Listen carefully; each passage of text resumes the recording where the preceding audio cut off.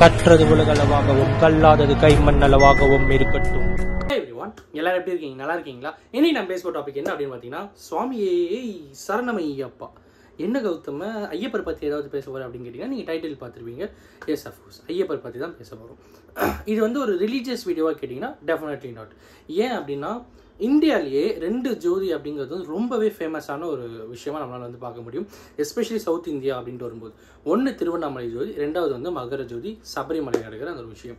இந்த 2த்துலையுமே திருவண்ணாமலை ஜோதிக்கும் அதுக்கும் கிட்டத்தட்ட ஒரு 1 மந்த் டிஃப்ரென்ஸ் இருக்கும் அப்படின்னு வச்சுப்போமே. இது ஐ திங்க் நவம்பர் டிசம்பர் நடக்கும். திருவண்ணாமலையில், சபரிமலையில் ஜான்வரியில் தை மாதம் வந்து நடக்கும். ஸோ ஏன் அந்த ஜோதி நடக்குது அப்படிங்கிற ஒரு விஷயம் என்ன அப்படிங்கிறதும், 2வது ஆபரண பெட்டிகள். கரெக்டுங்களா? இந்த ஆபரண பெட்டி அப்படின்னு சொல்லி மாளிகையிலிருந்து, அவங்களுடைய மாளிகை இருக்கும்ல, அங்கேருந்து அரண்மனையிலிருந்து கிட்டத்தட்ட ஒரு 98 கிலோமீட்டர்ஸ் இருக்கும் சபரிமலைக்கு. 98 கிலோமீட்டர்ஸ் பை வாக் நடந்தே போயிட்டு அவங்க அங்கே ஆபரணம்லாம் செலுத்தி ஐயப்பரை வந்து ஜோடிச்சு பார்ப்பாங்க. இதுக்கு பின்னாடி இருக்கிற ஹிஸ்ட்ரிஸ் என்னென்னலாம் இருக்குது, ரொம்பவே இன்ட்ரெஸ்டிங் ஃபேக்டர்ஸ் என்ன அப்படிங்கிறதா இன்றைக்கி இந்த வீடியோவில் நான் உங்ககிட்ட வந்து பேச போகிறேன். ஏன் இதை பற்றி நம்ம பேசணும் அப்படின்னா, இப்போது நியூஸ் சேனல்ஸ் அதெல்லாம் வரும்போது அது என்ன ஆகும் அப்படின்னு பார்த்தீங்கன்னா, மேபி இப்போ தான் வந்து ரீசெண்ட் டைம்ஸ் வந்து ஹிஸ்ட்ரிஸ்லாம் சம்டைம்ஸ் வந்து பேசியிருந்தாங்க. பட் அப்போலாம் என்ன அப்படி பார்த்தீங்கன்னா, ஆபரண பெட்டி கிளம்புறதுலேருந்து ஆபரண பெட்டி இந்த இடத்துல இருக்குது, ஆபரண பெட்டி இங்கே இருக்குது அப்படின்லாம் சொல்லி கடைசியாக சபரிமலைக்கு இந்த நேரத்துக்கு இந்த மூலஸ்தானத்துக்கிட்ட ஆபரண பெட்டி வந்திருக்கு அப்படிங்கிறதும், ஆபரண பெட்டி போட்டு தரிசனம் வந்துருச்சு, மகர ஜோதி தெரியுது அப்படிங்கிற விஷயம் தான் நியூஸில் வந்து கவர் பண்ணுவாங்க. பட் ஹிஸ்ட்ரி என்னென்னலாம் நடந்திருக்கு அப்படிங்கிற சில இன்ட்ரெஸ்டிங் ஃபேக்டர்ஸ் என்ன அப்படிங்கிறத இன்னைக்கு இந்த வீடியோவில் நான் உங்ககிட்ட கிளியராக பேச போகிறேன். எதுக்கு மகர ஜோதி அப்படிங்கிறது ஒரு பக்கம் இருக்கும், ஓகேங்களா?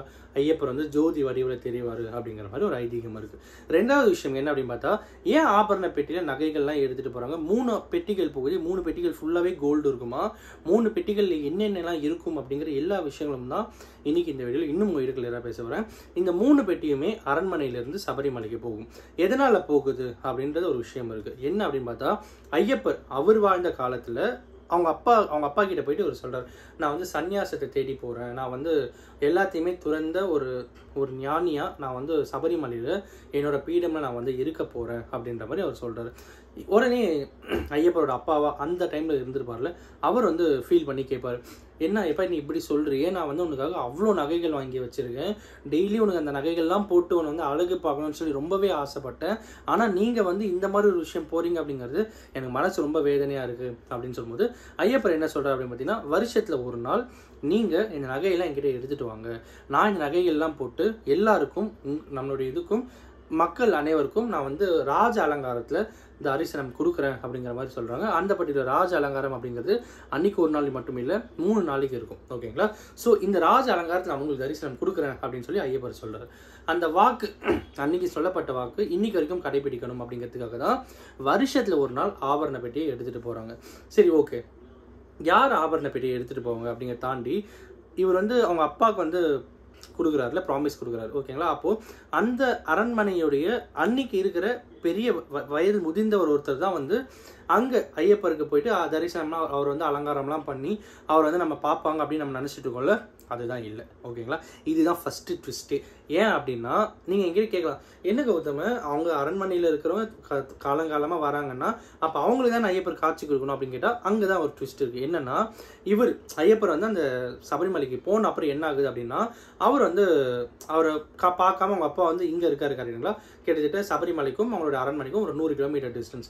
100 கிலோமீட்டர் ஒரு டைம் அவங்க அப்பா அடிக்கடி போய் பார்த்துட்டு வரும்போது ஐயப்பர் வந்து அப்பா வந்துடாருன்னு சொல்லி மரியாதை நிமித்தமாக எழுந்து நின்றுடுறாராமா. ஸோ அவருடைய தவம் எல்லாம் கலைஞ்சு போகுது அப்படிங்கிறது ஒரு பக்கம் இருக்கிறதுனால அவங்க அப்பா என்ன சொல்கிறார் மாதிரி, கால் கட்டிட்டு நான் வந்தாலும் வரலாலும் நீங்கள் இங்கே இப்படி தான் இருக்கணும் அப்படின்ற மாதிரி அவர் வந்து சொல்லிட்டு போனதாகும்.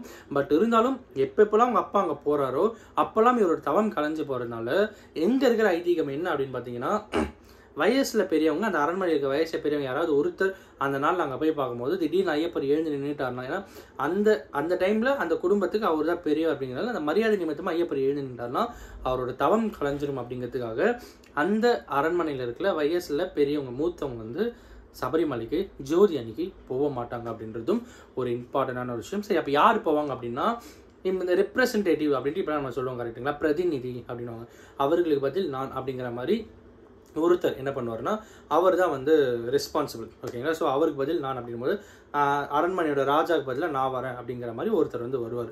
ஸோ அவரை பல்லக்கில் தான் கூப்பிட்டு போவாங்க. ஏன் அவரை பல்லக்கில் கூப்பிட்டு போகணும்? இப்போ இருக்கிற மாடர்ன் டெக்னாலஜி பைக்கில் போகலாம், காரில் போகலாம், அவங்க நினச்சா எந்த கார் வேணாலும் போகலாம் அப்படின்னு கரெக்டுங்களா. ஸோ அதெல்லாம் தாண்டி ஏன் பல்லக்கில் போகணும் அப்படின்னு பார்த்தீங்கன்னா, அந்த பல்லக்கில் போகும்போது அங்கேருந்து அவங்களுடைய அரண்மனையிலேருந்து ஒரு 1 or 2 கிலோமீட்டர் டிஸ்டன்ஸில் ஒரு இடம் இருக்குது, ஓகேங்களா.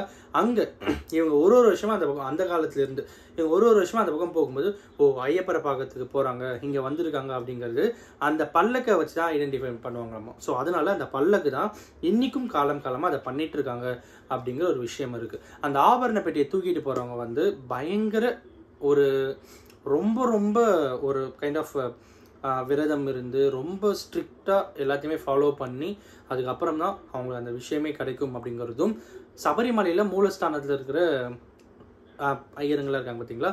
ஸோ அவங்க வந்து இவங்களுக்கு குரு ஸ்தானத்தில் அவங்க எல்லாருக்குமே வந்து பூஜைகள்லாம் பண்ணி அதுக்கப்புறம் அவங்க அந்த ஆபரண பெட்டியை தூக்க வச்சு இவங்க போவாங்க அப்படிங்கிறதும் ஒரு விஷயம் இருக்குது. இந்த ஆபரண பெட்டி 3 நாள் ட்ராவல் பண்ணும் அப்படிங்கிறாங்க. எல்லாம் ஓகேப்பா, பிரதிநிதி வந்துட்டாரு, எல்லாரும் வந்துட்டாங்க, வெளியே அந்த ஆபரண பெட்டியை எடுத்துகிட்டு வந்துடுறாங்க. ஆபரண பெட்டி எடுத்துகிட்டு வந்த அப்புறம் டக்குன்னு எல்லாரும் வந்து நின்றுவாங்க. யாருமே வந்து மூவ் ஆக மாட்டாங்க. எல்லாம் ஆபரண பெட்டி அப்படியே ஒரு இடத்துல வெளியே அந்த அரண்மனை வெளியே வந்தோடனே நின்றும். என்னடா இது அப்படின்னு சொல்லி நீங்கள் பார்த்தீங்கன்னா அங்கே தான் ஒரு விஷயம் இருக்குது. மேலே ஈகிள் வரும், ஓகேங்களா. அந்த பருந்து வந்த அப்புறம் கிருஷ்ண பருந்து அப்படின்ற மாதிரி சொல்லுவாங்க. அந்த ஈகிள் வந்த அப்புறம் தான் இவங்க அங்கேருந்து கிளம்புவாங்க அப்படிங்கிறதும் ஒரு விஷயம் இருக்குது. எல்லாருமே வானத்தை நோக்கி பார்த்துட்டு இருப்பாங்க. சடனாக கூட்டத்துலேருந்து ஒருத்தர் சுவாமியே சரணம் ஐயப்பா அப்படின்னு சொல்லும்போது அந்த பருந்து வந்திருக்கும். அந்த டைமில் அவங்க சொல்லும்போது எல்லாருமே டக்குன்னு இன்னும் ஃபுல்லாக எல்லாரும் பார்க்கும்போது அங்கே பருந்து அங்கே இருக்குது அப்படின்னு கன்ஃபார்ம் ஆன அப்புறம் அந்த ஆபரண பெட்டி மாளிகையை விட்டு கிளம்பும் அப்படிங்கிறாங்க. 3 நாள் பயணம், ஓகேங்களா. காடு மேடு எல்லாத்தையும் தாண்டி 3 நாள் அதை போகும். அந்த 3 நாள் வந்து ட்ரெவங்கோருடைய தேவஸ்தான் போர்டு அவங்களும் போலீஸ் டிபார்ட்மெண்ட்டில் நிறைய பேர் எல்லாருமே வந்து அது கூடவே வந்து போயிட்டு இருப்பாங்க அப்படிங்கிற மாதிரி சொல்லப்படுது. 3 நாளில் முக்கியமான சில கோவில்கள்லாம் இருக்குது.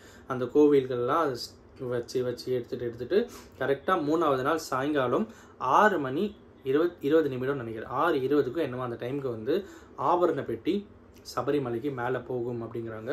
சரங்குத்தி ஆலையில் வச்சுட்டு அங்கே வந்து ட்ரெவங்கூரில் இருக்கிற எல்லாருமே அதை வெல்கம் பண்ணுவாங்க. அதுக்கப்புறம் அங்கேருந்து திருப்பி எடுத்துக்கிட்டு 6:20க்கு மேலே ட்ரெவங்கூர்லேருந்து சபரிமலைக்கு போகும் அப்படிங்கிறாங்க. ட்ரெவங்கூர் தேவஸ்தானம் போர்ட்லேருந்து சபரிமலைக்கு போகும் அப்படிங்கிறாங்க. அங்கே 6:30 அந்த 10 நிமிஷத்தில் மொத்த நகைகள் எல்லாம் ஆபரணங்கள்லாம் அணிவிச்சு ஐயப்பர் வந்து மிகப்பெரிய ஒரு ராஜ அலங்காரத்தில் இங்கே எல்லாருக்குமே காட்சி கொடுப்பார் அப்படின்னும், அந்த 3 பெட்டிகள் என்னென்ன இருக்கும் பார்த்தா, ஒரு பெட்டியில் இந்த ஆபரணங்கள் உண்மையான ஆபரணங்கள் எல்லாமே ஒரு பெட்டியில் இருக்கும். 2வது பெட்டியில் அபிஷேகத்துக்கு உண்டான பொருட்கள் இருக்கும். 3வது பெட்டியில் வந்து அபிஷேகத்துக்கு உண்டான இந்த சொம்பு அப்புறம் வந்து தவளை, ஸோ அதெல்லாம் இருக்குல்ல, அதெல்லாம் அது ஒன்றுத்தில் இருக்கும் அப்படிங்கிற மாதிரி சொல்கிறாங்க. ஸோ அபிஷேக சம்மந்தப்பட்ட பொருட்களும் ஆபரணம்னு சொல்லிட்டு எல்லாமே சேர்த்து அந்த 3 பெட்டியில் போகுன்றாங்க. ஒரு பெட்டி மஞ்சமாதா கோவில், ஓகேங்களா. இங்கேருந்து அவருடைய ஐயப்பன் மூலஸ்தானத்து மஞ்சமாதா மூலஸ்தானம் ஒரு 100 மீட்டர் 200 மீட்டர் டிஃப்ரென்ஸ் இருக்கும். ஸோ அந்த இடத்துல தான் இப்போ தான் நான் ரீசெண்டாக போயிட்டு வந்தாங்க, சரிங்களா. ஸோ அதனால தான் சொல்கிறேன். அங்கே வந்து அவங்களுக்கு ஒரு பெட்டி போகும்போது மீதி 2 பெட்டியில் இங்கே ஃபுல்லாக இவங்களுக்கு அலங்காரம்லாம் பண்ணி அதுக்கப்புறம் தான் ஒரு மிகப்பெரிய அலங்காரத்தில் ஐயப்பர் எல்லாருக்குமே காட்சி தருவார் அப்படிங்கிற ஒரு பர்டிகுலர் விஷயம் ரொம்பவே இன்ட்ரெஸ்டிங்காக இருந்தது அப்படின்னே சொல்லலாம். சரி, ஓகேப்பா, இந்த பிரதிநிதி தானே போகிறாரு, இவர் தானே அப்போ மேலே போயிட்டு ஐயப்பர் பார்ப்பார் அப்படின்னு பார்த்தீங்கன்னா அதுவும் கிடையாது. அவர் வந்து பம்பையோடு நின்றுவார். பம்பைக்கு மேலே அவர் வந்து போக மாட்டார். ஸோ அங்கேயுமே ஒரு ட்விஸ்ட்டு, ஓகேங்களா. ஏன் அப்படின்னா அவருக்கு வந்து தனியாக ஒரு ஸ்பெஷல் தரிசனமாக 3ஆவது நாள், நான் சொன்னேன் 3 நாள் அலங்காரத்தில் ஐயப்பர் வந்து ராஜ அலங்காரத்தில் இருப்பார். 3ஆவது நாள் வந்து அவருக்கு ஸ்பெஷல் தரிசனமாக ஐயப்பர் வந்து காட்டுவாங்க அப்படிங்கிறதும் சொல்லப்படுது. அன்னைக்கு ஏகப்பட்ட கூட்டம் இருந்துன்னே இருக்கும். அந்த 6லேருந்து 6 அந்த அரை மணி நேரத்துக்கு பம்பையிலேருந்து சபரிமலைக்கான அந்த சின்ன பாதை இருக்குங்களா, வழிகளில் பாதை, அது எல்லாமே வந்து லாக் பண்ணிடுவாங்க. ஏன்னா பெட்டி வந்து எடுத்துகிட்டு போகணும், லேட் ஆகிடக்கூடாது அப்படிங்கிறதுக்காக லாக் பண்ணிடுவாங்க அப்படின்ற மாதிரி சொல்லப்படுது. அங்கே தரிசன டைம்லையும் சில நேரம் வந்து லாக் பண்ணுவாங்க அப்படிங்கிறதும் சொல்லப்படுது. ஏகப்பட்ட ரஷ் இருக்கும், பயங்கர இன்ட்ரெஸ்டிங்காக இருக்கும். அந்த ஃப்ராக்ஷன் ஆஃப் செகண்டில் நீங்கள் ஐயப்பரை பார்த்துட்டு போயிட்டே இருக்கணும். ஸோ அவ்வளவு கூட்டம் அங்கே இருக்கும் அப்படிங்கிறாங்க. இவ்வளோ கஷ்டப்பட்டு நம்ம போயிட்டு ஐயப்பரை பார்க்குறோம், அந்த டைம் ராஜ அலங்காரத்தில் ஒரு ஃபுல்லாக நம்மளால் பார்க்க முடியலையே அப்படின்னு நீங்கள் ஃபீல் பண்ணிங்கன்னா அதுக்கும் ஒரு விஷயம் இருக்குது. நவம்பர் டிசம்பரில் அவங்களோட அரண்மனையிலேயே இந்த ஐயப்பருக்கு உண்டான மொத்த பொருட்களையுமே வந்து நமக்காக காட்சிக்காக வச்சுருப்பாங்க. நம்ம பக்தர்கள் பார்க்கணும் அப்படின்னு சொல்லிட்டு வச்சுருப்பாங்க. அங்கே நீங்கள் போனீங்கன்னா ஃப்ரீயாக அவரோட ஆபரண பெட்டிகள் என்னென்னலாம் இருக்குமோ அது எல்லாமே அங்கே ப்ளேஸ் பண்ணியிருப்பாங்க. நீங்கள் அது எல்லாத்தையுமே பார்த்துட்டு வரலாம் அப்படிங்கிறதும் இந்த வீடியோவில் உங்ககிட்ட சொல்லணும் அப்படின்னு நினச்சி. அது என்னதான் கௌதம் இருக்கும் ஆபரணங்கள் என்னன்னு கேட்டிங்கன்னா, அவங்களுக்கு செயின், மாலைகள், அப்புறம் வந்து சந்தன மாலை, அப்புறம் வந்து ஃபுல்லாகவே கோல்டு தான் இருக்கும். கோல்டு, சந்தனம், கோல்டு அந்த மாதிரி ஃபுல்லாக. அப்புறம் வந்து கத்தி இருக்கும் அப்படிங்கிறாங்க.